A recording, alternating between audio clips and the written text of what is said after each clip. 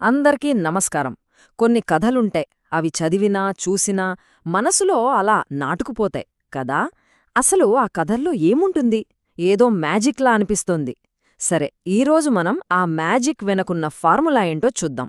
ఒక కథలో ఎమోషన్స్ని ఎలా క్రియేట్ చేస్తారో దాన్ని స్టెప్ బై స్టెప్ అర్థం చేసుకుందాం. అంటే ఒక ఫీలింగ్కి రెసిపీ రాయడం లాంటిదన్నమాట. వినడానికి వింతగా ఉంది కదూ. ఒక ఫీలింగ్కి రెసిపీ ఎలా రాస్తారు? దానికి కావాల్సిన ఇంగ్రీడియంట్స్ ఏంటి? పదండి, ఆ ఎమోషన్స్ పుట్టించే రైటింగ్ వెనుకున్న మెకానిక్స్ ఏంటో కలిసి తెలుసుకుందాం. ముందుగా ఒక బేసిక్ ఐడియా, అంటే ఒక బ్లూ ప్రింట్ లాంటిదాన్ని చూద్దాం. ఈ వాక్యం వినండి: వారి ప్రేమ గుర్తించబడని క్షణాలలో పెరుగుతుంది. అబ్బా, ఎంత బావుందో గదా! ఒకరినొకరు చూసుకునే చూపులు, మధ్యలోనే ఆగిపోయిన మాటలు, కలిసి పంచుకున్న కష్టాలు, ఇలాంటివి మనందరికీ తెలిసినవే. చాలా సింపుల్గా, యూనివర్సల్గా అనిపిస్తోంది. సరే, మరి ఇంత సింపుల్ ఐడియా ఒక గొప్ప కథకు ఫౌండేషన్ ఎలా అవుతుందో చూద్దాం. ఓకే, ఆ పునాదిని అర్థం చేసుకోవాలంటే ఏం చెయ్యాలి? ఆ బేసిక్ ప్రాంప్ట్ని బ్రేక్ డౌన్ చేసి దానిలోని ముఖ్యమైన భాగాలేంటో ఒక్కొక్కటిగా చూద్దాం. ఇక్కడ చూడండి, ఈ బ్లూ ప్రింట్లో కొన్ని కోర్ ఇంగ్రీడియంట్స్ ఉన్నాయి. ఫస్ట్, వాతావరణం, అంటే ఒక రియల్ వరల్డ్ క్రియేట్ చేయడం. తర్వాత, క్యారెక్టర్స్ మధ్య డైనమిక్స్, ఇద్దరు వ్యక్తులు ఒకరికొకరు సేఫ్ ప్లేస్ అవ్వడం. మూడోది, ఒక యూనివర్సల్ కాన్ఫ్లిక్ట్, దూరం, సొసైటీ వల్ల వాళ్ల నమ్మకం టెస్ట్ అవ్వడం. ఫైనల్గా, ఒక ఎమోషనల్ ఆర్క్, అంటే వాళ్ల జర్నీ హ్యాపీనెస్ నుండి పెయిన్కి, ఆ తర్వాత ఒక ట్రాన్స్ఫర్మేషన్కి ఎలా వెళ్తుందో చూపించడం. చూసారా, ఇవన్నీ కలిస్తే ఎవరికైనా ఎక్కడైనా కనెక్ట్ అయ్యే ఒక ఫ్రేమ్వర్క్ తయారవుతుంది. ఇదే ఆ స్ట్రాంగ్ ఫౌండేషన్. అయితే ఈ బ్లూ ప్రింట్లో మరో ఇంట్రెస్టింగ్ పాయింట్ ఉంది. అదే సినిమాటిక్ లాంగ్వేజ్. అంటే ఏంటంటే, ఇది కథలో ఏం జరిగిందని చెప్పడం కాదు, ఆ కథ చూసేవాళ్లకు ఎలా ఫీల్ అవ్వాలో చెప్పడం. ఇవి డైరెక్టర్కిచ్చే సీక్రెట్ ఇన్స్ట్రక్షన్స్ లాంటివి అన్నమాట. ఆ ఇన్స్ట్రక్షన్స్ ఏంటో చూడండి. ఫస్ట్, క్లోజప్ షాట్స్, కళ్లలో, మొహంలో కనిపించే ఎమోషన్ను పట్టుకోవడానికి. నెక్స్ట్, స్లో మోషన్ మూమెంట్స్, కొన్ని కీ ఈవెంట్స్ని బాగా హైలైట్ చేయడానికి. ఇంకా బ్యాక్గ్రౌండ్ స్కోర్, ఎమోషనల్ పీక్స్ను మరింత పెంచడానికి. చివరిగా సైలెన్స్, కొన్నిసార్లు మాటలు చెప్పలేనివి కూడా నిశ్శబ్దం చెప్తుంది. ఇవన్నీ కలిపి ఆడియన్స్ ఎక్స్పీరియన్స్ని కంట్రోల్ చేస్తాయి. ఓకే, ఇప్పటిదాకా మనం చూసింది ఒక జనరల్ బ్లూ ప్రింట్, చెప్పాలంటే ఒక అస్థిపంజరం లాంటిది. ఇప్పుడు మన అనాలిసిస్లో అసలైన మలుపు రాబోతోంది. కొన్ని స్పెసిఫిక్ డీటెయిల్స్ యాడ్ చేయడం వల్ల ఈ బ్లూ ప్రింట్ ఒక యునీక్ వరల్డ్గా ఎలా మారిపోతుందో చూద్దాం. రైట్, ఇప్పుడు ఆ అస్థిపంజరానికి ప్రాణం పోద్దాం.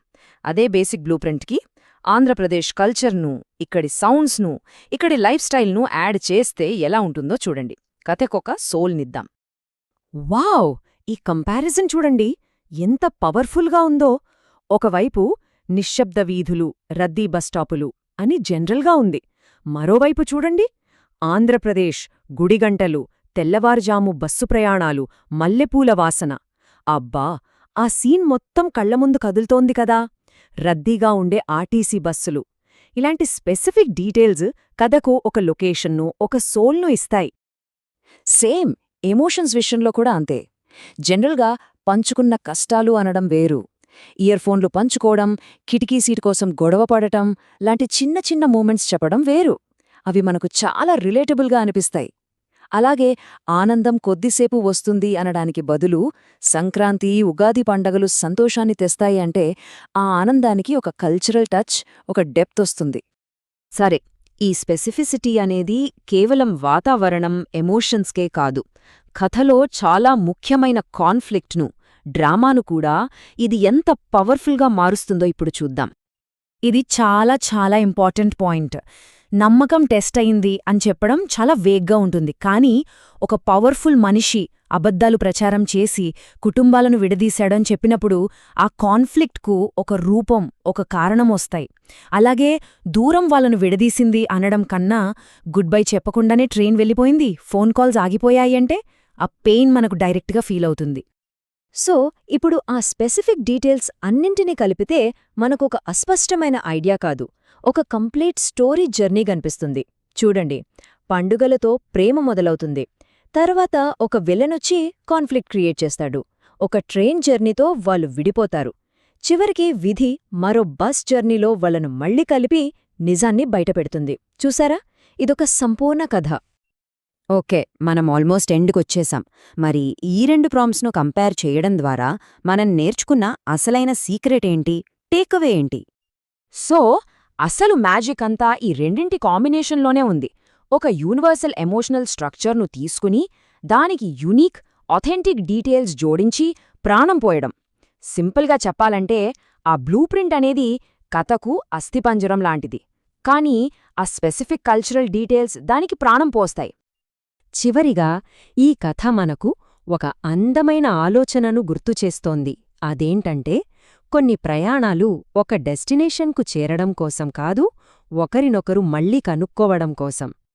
మరి ఒకవేళ కథ రాయాలనుకుంటే దానికి ప్రాణం పోయడానికి ఎలాంటి స్పెసిఫిక్ డీటెయిల్స్ యాడ్ చేస్తారు? ఏ చిన్న డీటెయిల్ కథను ఒక సాధారణ కథ నుండి ఒక అద్భుతమైన అనుభవంగా మార్చగలదో ఒక్కసారి ఆలోచించింది.